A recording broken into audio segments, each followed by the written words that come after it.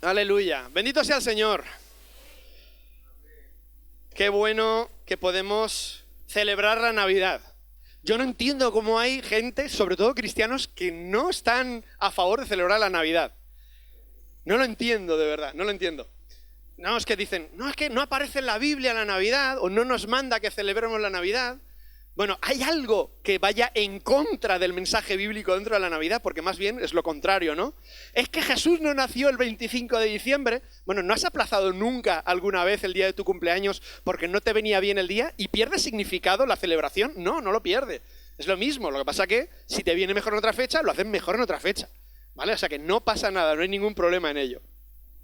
Pero vamos a reflexionar hoy acerca de la Navidad y sobre todo del centro de la Navidad. ¿Quién es el centro de la Navidad? Es Jesús. Así que lo importante es que eso es lo que tenemos que tener en cuenta. ¿Quién es el centro de la Navidad? ¿Y qué tiene Jesús, que decirnos en este tiempo tan especial, ¿no? Vais a notar que mi nariz está súper congestionada, suena así un poco a trompeta. ¿Vale? Entonces me disculpáis porque no tengo fiebre ni nada, ni estoy, lo que pasa es que tengo una de aquí que no veas, así que suena un poco raro. Pero lo importante es que no os quedéis con lo que yo, Raúl, tengo que decir, sino que os quedéis con lo que Jesús tiene que decir para vosotros en esta mañana. Así que vamos a orar para que sea su Espíritu Santo el que dirija mis palabras y también el entendimiento de todos los que estamos aquí, y que no os quedéis con lo que este pobre servidor pueda ofrecer, sino con lo que Jesús tiene que ofrecer, que es mucho más. Padre Santo, bendecimos tu nombre. Tú eres eterno, glorioso, poderoso y majestuoso, Señor. Pero tú eres amor, Señor, y extendiste tanto tu amor que mandaste a tu mismo Hijo para que fuera ese sacrificio perfecto para nosotros. Pero fue mucho más, Jesús, que eso, Señor. Por eso te damos gracias. Porque Él fue un modelo, Señor, de misericordia, de amor, de justicia, de verdad. Señor, Él es todo lo que necesitamos en nuestra vida. Enséñanos, Jesús, a ser más como tú. Enséñanos a ver la vida como tú. Enséñanos a sentir como tú sientes. Enséñanos a hablar y actuar como tú lo haces. Te necesitamos de una forma especial porque somos muy imperfectos. Así que, Espíritu Santo, impártenos de tu gracia y de tu misericordia y del poder de lo alto para recibir lo que la palabra de nuestro Santo Dios tiene para nosotros hoy. En el nombre bendito de Jesús, amén. ¿Me podéis poner la diapositiva, por favor? Mientras se va poniendo y todo eso, bueno, mira, hoy ha entrado rápido. Está oscura otra vez. El cañón este dichoso me tiene frito, que se ve cuando quiere. Bueno, como estamos diciendo, se acerca el periodo navideño, ¿verdad? Es el tiempo en el que recordamos el nacimiento de Jesús y es una época muy especial para muchas personas, ¿no? En el que parece que la gente está como un poco más sensible a ciertos, por lo menos, valores positivos, ¿no? La gente parece que la familiaridad de muchas personas se despierta un poquito más, también la generosidad, el amor, el cariño, ¿no? Y esto es importante porque muchas personas durante el resto del año se sienten muy desconectadas de sus familias, de sus compañeros, y este es un momento que podemos aprovechar nosotros para extender lo que es el amor de Jesús. Sin embargo, sé de buena tinta que a pesar de lo que representa este espíritu navideño, vamos a llamarlo, muchas personas les sigue costando hablar de Jesús. Les sigue costando compartir su fe. A lo mejor sienten que les faltan palabras o que les falta la formación o la actitud necesaria para que incluso en este tiempo en el que Jesús es un poco el centro, el protagonista, les falta todavía algo para poder compartir acerca de Jesús. O tal vez hemos perdido esa pasión que teníamos antes para hablar de Jesús a otras personas. Y hace poco estaba yo escuchando una predicación de Andrés Pérez en el que lanzaba un ejercicio que yo os propongo hoy, que es esto que pone aquí. ¿Cómo presentarías a Jesús? ¿Cómo presentarías a Jesús? No te agobies, no te preocupes, no me tienes que responder ahora. No pienses ahora mismo que es una pregunta de examen, sino que es un ejercicio que vamos a hacer todos juntos. ¿Cómo presentarías a Jesús? Y para ello vamos a empezar echándole un poquito de imaginación, ¿vale? Imagínate que has invitado a tu casa a cenar a un amigo o a un compañero de trabajo. Y has quedado a las 9. Entonces, tú ya estás ahí con tu amigo en casa, él ya está en casa y estáis ahí pues mientras estáis poniendo la mesa y los platos y los últimos preparativos de la comida, vais hablando tu amigo tú. Y de repente te suena el teléfono. El teléfono que seguro que todos tenéis en silencio o en vibración, ¿verdad? Entonces, en ese teléfono suena Jesús y empieza a hablar contigo y te dice, oye, has quedado para cenar, ¿verdad? Y tú sí, dice, me apunto a la cena. Así, sin comerlo ni beberlo, sin planificarlo de improviso, Jesús dice que va a venir ahora a cenar contigo y con tu amigo. Algo que, por cierto, Jesús era muy dado a hacer.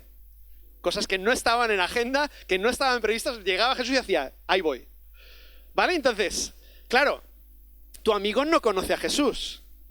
Entonces, es muy raro, incluso puede ser un poco violento o de malestar el que te sientes a comer o a cenar con una persona a la que no conoces de nada.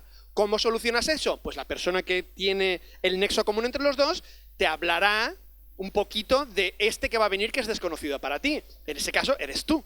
Tú eres el nexo entre tu amigo y Jesús, que va a venir súper rápido. No tienes mucho tiempo, porque es que además Jesús hace así, se teletransporta y ya lo tienes en la puerta de casa. ¿Vale? Entonces, tienes que decirle a tu amigo en pocas palabras quién es Jesús. Para que él por lo menos, cuando Jesús entre por la puerta, pues no siente que, bueno, ¿y este tío quién es? ¿Qué pinta aquí? O sea, nadie me ha hablado de él. Bueno, pues entonces le tendrás que intentar describir un poquito quién es Jesús para romper el hielo y para que cuando finalmente ellos se encuentren y se vean, pues estén cenando un poco más cómodos, ¿no? Vale, así no siente que está con absoluto desconocido, por lo menos tú le has dado unas pequeñas pinceladas sobre esa persona que ha entrado por la puerta. Así que en ese caso, que espero que hayas imaginado esa situación, ¿qué adjetivos o palabras usarías para definir a Jesús? Yo sé que muchos de vosotros tenéis una buena capacidad para hacer una lista de adjetivos o de características sobre quién es Jesús. Seguro que enseguida te vienen un montón de palabras para describirle, para poner características y decir para ti quién es Jesús, ¿no? Pero hoy te voy a pedir que no utilices una lista súper larga. Simplemente que utilices o pienses en una o como mucho 2 palabras con las que tú describirías a Jesús, a ese amigo tuyo que ya está en casa. Imagina que tienes muy poco tiempo. Es que Jesús va a llegar enseguida, entonces no tienes tiempo para contarle toda la historia de Jesús. Entonces, simplemente, con un par de palabras rápidas, ¿qué le dirías a tu amigo para que cuando Jesús entre en la puerta, por lo menos él se haga una idea de quién es? Este juego, más allá de ser hipotético o imaginario, creo que es importante que lo hagamos. Porque es muy útil. Nos ayuda a ver 2 cosas. Por un lado, ¿quién creemos nosotros que es Jesús? Y por otro lado, ¿qué es lo que le contamos a los demás de Jesús? ¿Qué es lo que conocemos de Jesús y qué contamos a otros de él? ¿Cómo le entendemos nosotros y cómo se lo explicamos a otros? Ese es el ejercicio. ¿Qué consideramos importante de Jesús? ¿En qué se van a fijar las personas a las que le vamos a presentar a Jesús? Porque alguien que no conoce a Jesús de nada se va a guiar mucho por lo que tú le vas a contar de Jesús. Por lo tanto, tu opinión y tu conocimiento de Jesús va a determinar lo que esa persona que no conoce va a pensar y va a opinar de Jesús. Y más importante todavía, esas palabras en las que has pensado van a determinar también el modo en que nos relacionamos con Jesús y cómo se van a relacionar con él aquellas personas a quienes le presentemos a Jesús. Mira, resulta que muchas personas tienen prejuicios, tienen obstáculos, decepciones incluso, cuando han querido conocer a Jesús. Y muchos de esos obstáculos, prejuicios, de esas decepciones, vienen con que no saben realmente quién era Jesús. No les presentaron a un Jesús que después estaba a la altura de sus expectativas. Viene muchas veces porque no hemos presentado a un Jesús como realmente es Jesús. Nos dejamos una parte de Jesús en el camino, presentamos otra y cuando se encontraron con el todo, se vieron decepcionados. Y ese Jesús que llegaron a conocer, muchas veces no se correspondía con el que presenta los evangelios. Entonces, en esa falta de coherencia, mucha gente se ha sentido defraudada. Pero parte de esa responsabilidad es nuestra, porque no presentamos adecuadamente a Jesús. El objetivo de hoy, escucharme bien aquí, el objetivo de hoy es que aprendamos a hablar más y mejor de Jesús. Pero para poder hablar más y mejor de Jesús, antes tenemos que conocer más y mejor a Jesús. Tenemos que conocerle bien. Y creo que en la Biblia hay una persona que conocía a Jesús mucho, muy cercanamente, muy íntimamente me atrevería a decir. Fue Juan. Juan fue un discípulo de Jesús, pero yo diría que no fue cualquier discípulo. Él mismo se llama así el discípulo amado, o el discípulo al que Jesús amaba. Digámoslo de otro modo, Juan era como el mejor amigo de Jesús, o tal vez casi como un ahijado. Muchos dicen que Juan era el más joven de todos los discípulos, entonces es como que todos, claro, en el grupo, por ejemplo, entre los jóvenes, yo veo como los mayores suelen cuidar de los más pequeños. Ellos tienen su grupo, se gastan bromas, están ahí, pero normalmente cuando está el pequeño, como que lo acogen, lo tienen un poquito más de cuidadito que el resto. De los otros se meten ahí, ¿qué pasa, tío? No sé qué. O las chicas lo harán de otra manera, yo no sé cómo lo hacéis vosotras porque no soy chica, pero yo sé que los chicos nos metíamos mucho entre nosotros y va, que te vacilo, que tal, no sé qué, no sé cuántos, pero cuando yo ¿qué pasa, chavalín? Y tal, y la actitud es diferente porque era el pequeño. Y Juan era un poco así, era el mimado, era el cuidado del grupo, pero más por Jesús que ninguno. Jesús lo quería de una forma especial. Y en el primer capítulo del Evangelio de Juan, que te invito a que vayas abriendo, Juan va a empezar en su Evangelio presentándonos a Jesús. Él va a empezar presentándonos a Jesús. El Evangelio de Juan es diferente de los otros 3 Evangelios. Sabéis que hay 4 Evangelios, Mateo, Marcos, Lucas y Juan, y los 3 primeros se les llama sinópticos. ¿Qué significa sinóptico? A ver, estudiantes de INSTE o de teología. Los que se ven juntos. Es decir, los 3 son muy similares. Tienen un alto porcentaje de contenido que es casi idéntico. ¿Vale? Por lo tanto, los 3 como que se complementan entre sí. Es como si contaras exactamente la misma historia, pero desde 3 puntos de vista diferentes, pero muy parecidos. Sin embargo, Juan decide hacerlo de otra manera completamente distinta. Por ejemplo, en el primer capítulo de Mateo lo que nos cuenta es la genealogía, el nacimiento de Jesús. Lucas, por ejemplo, nos cuenta también el nacimiento de Jesús. Marcos se enfoca en el bautismo de un Jesús adulto, ¿no? Pero en el Evangelio de Juan nos encontramos con alguien que quiere presentarnos a la persona de Jesús. Quiere que sepamos cómo es Jesús. No le importa tanto la historicidad, la genealogía, no le importa tanto los datos o los detalles, sino la persona y el significado de Jesús. Así es como Juan presenta a Jesús.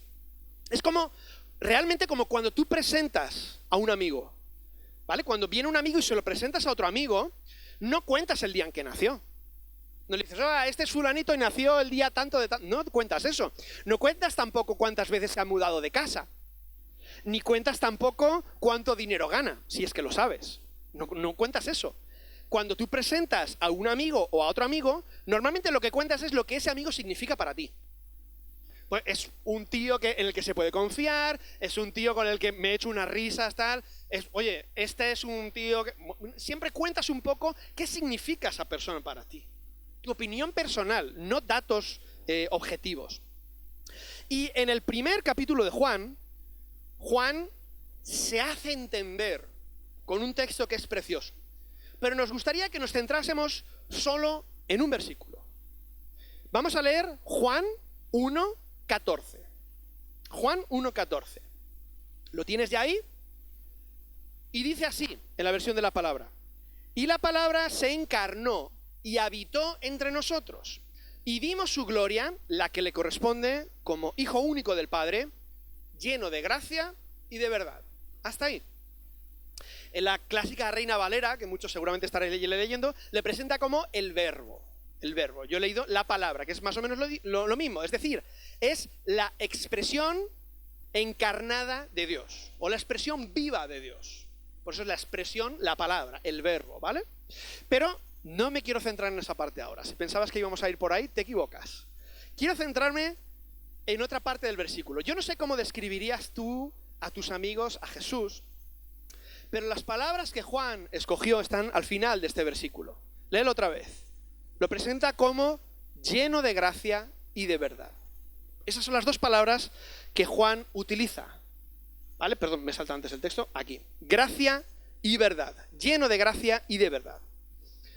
Juan lo que hace es filtra todo su conocimiento de Jesús y saca una conclusión en dos palabras. Gracia y verdad. Lleno de gracia y de verdad. Lo curioso de este primer capítulo, que si queréis podéis leer más tranquilamente en casa, es que muchos teólogos, muchos eruditos, expertos en la Biblia, piensan que Juan no empezó a escribir su evangelio por este capítulo de aquí, sino que fue el final.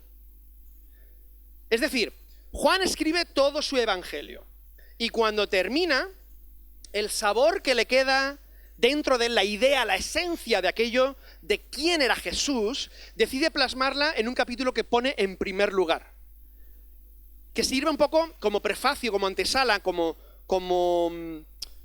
presentación de quién es Jesús. Y las dos palabras que se le quedan a él después de haber escrito todo el evangelio fueran esas: lleno de gracia y de verdad. Es como si Juan dijese: si os tengo que presentar a Jesús, antes de que lo conozcáis, antes de que sepáis todo lo que ha hecho, todo lo que él ha dicho, todos sus milagros, antes de que leáis sus palabras y veáis sus obras, tenéis que saber esto: Jesús está lleno de gracia y de verdad. Todas las personas buscan respuestas acerca de Dios. Todas. Cuando usamos adjetivos para definir a Dios, normalmente utilizamos adjetivos que nos ayudan a nosotros mismos a sentirnos cómodos con ese Dios al que estamos describiendo. Solemos contar la faceta de Dios que más nos ha hablado, que más nos ha llenado, que más nos ha tocado. Y aunque a veces no entendemos muy bien todo lo que eso puede llegar a significar, son palabras que a nosotros nos hacen sentir seguros con Dios. ¿Vale? Por ejemplo, decimos que Dios es poderoso. ¿Por qué? Porque experimenté el poder de Dios en mi vida en un momento determinado. O decimos que es bueno, o que es omnipotente, que es luz, que es santo, que es nuestro Padre, que es eterno, que es misericordioso, hermoso, justo. Cualquiera de esas palabras seguro que os vino a la cabeza cuando os pedí que escogierais una o dos para describir a Jesús. Pero Juan presenta dos ideas que, si las analizamos bien, aparentemente son contradictorias. Parece que son excluyentes entre sí. Gracia y verdad. Y además, para rizar el rizo, Juan dice, no solo que tiene esas dos características, sino que está lleno de ambas. No es que haya encontrado un equilibrio entre la gracia y la verdad. No es que combina gracia y verdad. No es que sea mitad gracia y mitad verdad, sino que está lleno de gracia y de verdad. 100% gracia, 100% verdad. No es 50-50. Y esto, para mí, más que una respuesta acerca de quién es Jesús, me acaba haciendo más preguntas sobre quién es Jesús. En vez de darme la respuesta, me hace plantearme más preguntas en cómo se puede vivir con gracia y con verdad. Porque si no son contradictorias, como parece, al menos tenemos que reconocer que es difícil vivir con gracia, pero con verdad. Me explico. Mirad, recuerdo cuando me formé en mi carrera como diseñador gráfico, iba a la universidad y nosotros cuando teníamos que hacer un trabajo, imagínate que te dicen, tienes que diseñar el logotipo de un restaurante. Entonces cada uno de los alumnos hacía un proceso, un briefing, que es una fase de información, tienes que recopilar información y un poco empaparte de lo que sería un restaurante, de lo que quiere comunicar, para que tu logotipo refleje esos principios, esos objetivos que el cliente desea comunicar. Pero claro, éramos estudiantes, no éramos profesionales todavía. Entonces, a veces nos salían trabajos mejores y otras veces nos salían trabajos, vamos a decir, no tan buenos. Y cuando nosotros teníamos que presentar nuestro trabajo, lo teníamos que hacer delante del profesor y a veces de otros varios profesores más.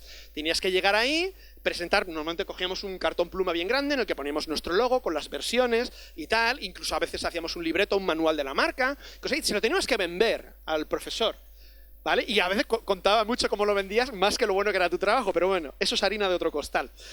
Pero, como todos los estudiantes, antes de presentar un trabajo, a veces lo comentabas con tus compañeros. Oye, ¿qué te parece? Este es el mío. ¿Cómo lo ves, tío? Y entonces, claro, cuando con esos compañeros que te preguntaban, pues no había mucha confianza o no era de tu círculo de amigos, pues bueno, le decías, oye, pues está muy bien, ¿no? Como que, vale, ¿qué te voy a decir? Pues estupendo, ya te dirá el profesor cuando te tenga que pegar el hachazo, ¿no? Pero el problema es que cuando venía tu amigo de verdad y te pedía opinión, entonces muchas veces estabas entre la espada y la pared. ¿Por qué?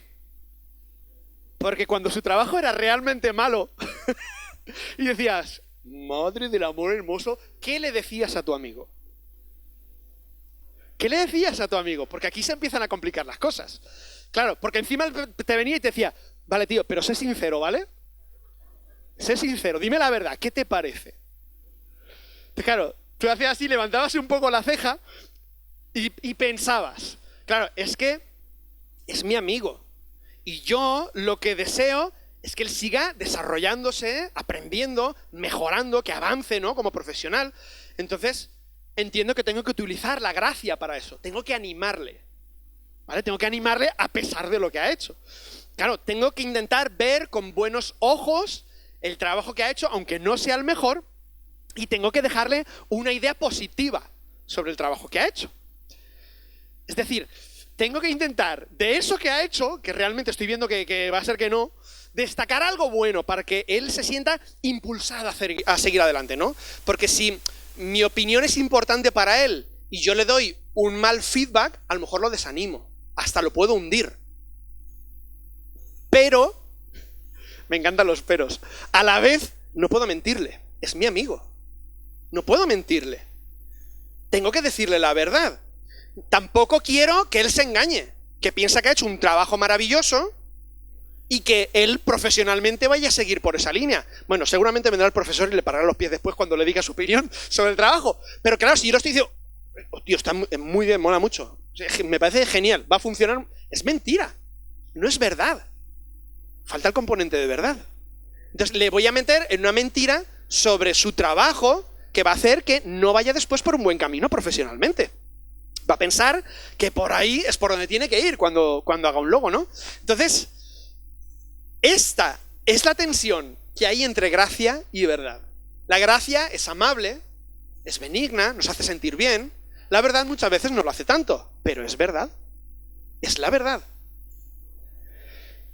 En situaciones como esta que os he contado, muchas veces simplemente decimos, está bien. Está bien. Claro, con ese está bien, realmente no estás diciendo nada. No estás diciendo nada. Es simplemente para salir del paso y lo sabes bien. O dices, menudo trabajo.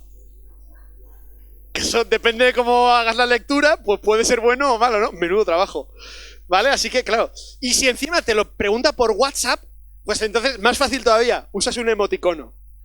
Y que piense lo que él quiera. Le pones el puño así, el brazo enseñando el bíceps, y que él piense que, oye, qué bien, qué fuerte, o a lo mejor le está diciendo, te van a dar una asís, chaval. Porque, no sé, que piense lo que quiera, ¿no? Qué difícil, qué difícil.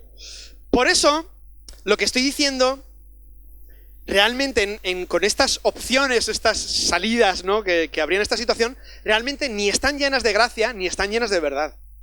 No lo tienen. Y tampoco van a ayudar a mi amigo como profesional a que mejore. No están ayudándole. Ahora, si esto pasa con un trabajo de la uni, imagínate con cosas más serias, con cosas importantes, con cosas delicadas, con decisiones de esas que pueden cambiar tu vida de la noche a la mañana. Si damos una respuesta como estas que estoy diciendo, que realmente no dicen nada, que están vacías, pues podemos llevar a nuestro amigo a que tenga un problema en la vida, por haberle animado a tomar una mala decisión.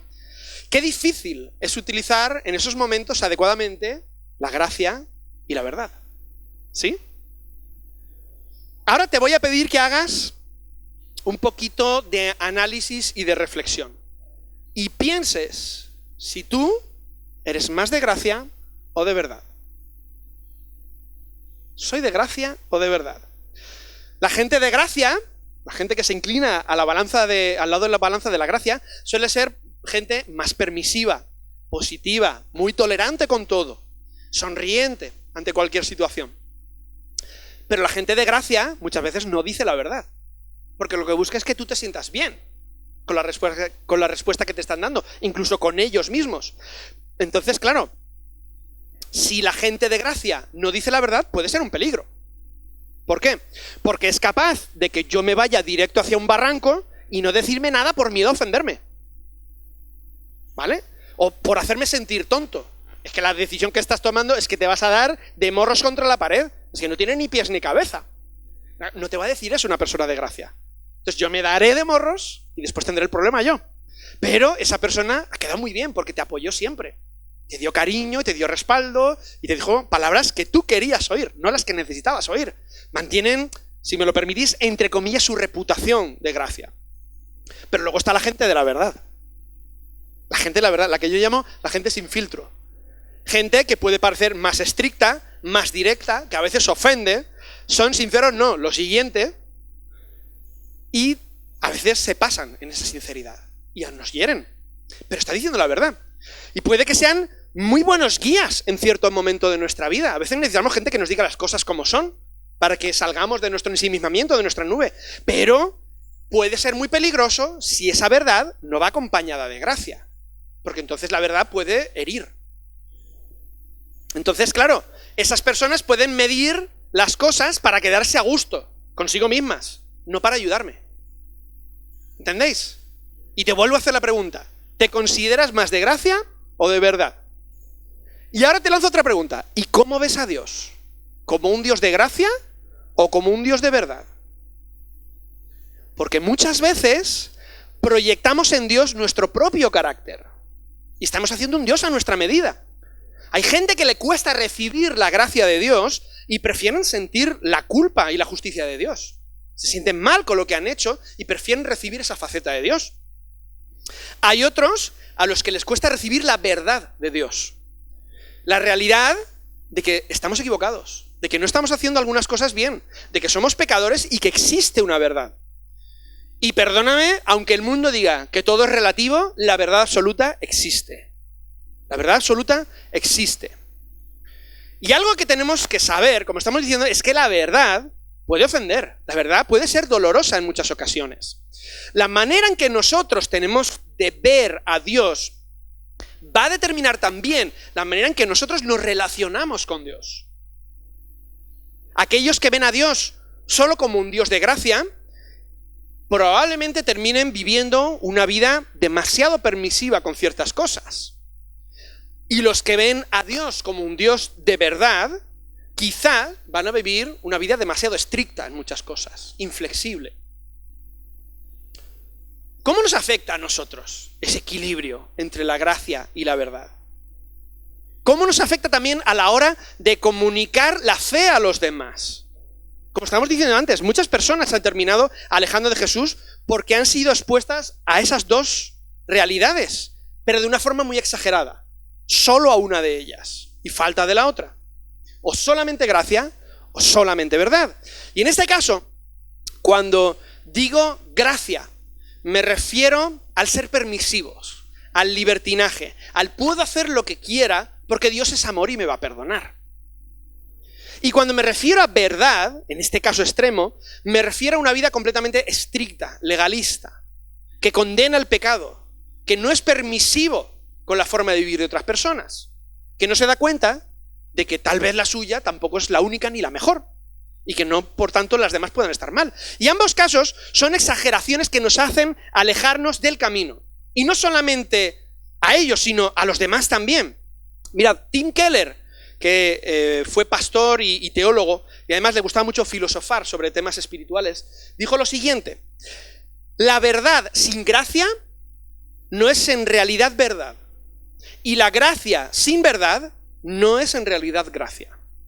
Cualquier religión o filosofía que le reste énfasis o pierda una u otra de estas verdades cae en el legalismo o en la licencia. En cualquier caso, uno u otro nos roban la alegría y el poder y el anuncio del Evangelio. Así que volvemos a la cuestión que nos hacíamos al principio. ¿Cómo encarna Jesús estas dos realidades? La gracia y la verdad. Y además, full de las dos. A tope, lleno. ¿Cómo comparto yo gracia y verdad en mi hogar, en mi relación con Dios, en mi proclamación del Evangelio a otras personas? ¿Cómo sé en qué momento tengo que hablar con gracia y en qué momento tengo que hablar verdad? ¿Cómo sé si la persona con la que estoy hablando necesita un abrazo o necesita que le ponga una barrera para que no continúe por donde está yendo? ¿Cómo puedo recibir gracia de Dios pero sin desmadrarme? ¿Y cómo puedo recibir la verdad de Dios sin hundirme en el proceso? ¿Cómo se resuelve esa tensión? Bien, pues lo primero que te voy a decir es lo que no tienes que hacer. Lo que no tienes que hacer es resolver esa tensión. Jesús vivió con esa tensión. Vivió con la tensión entre la gracia y la verdad. Sus discípulos también, y nosotros también tenemos que vivir con esa tensión entre gracia y verdad. Mira, la tensión entre la gracia y la verdad es como una hamaca que está apoyada entre dos árboles. Y uno de esos árboles es la gracia y el otro es la verdad. Si tú decides apostar por ser demasiado permisivo y por dar siempre abrazos o por ser siempre la parte de la gracia, lo que va a pasar es que la persona que está tumbada en la hamaca se va a dar un buen porrazo. Se va a dar un buen porrazo, porque no tiene la verdad.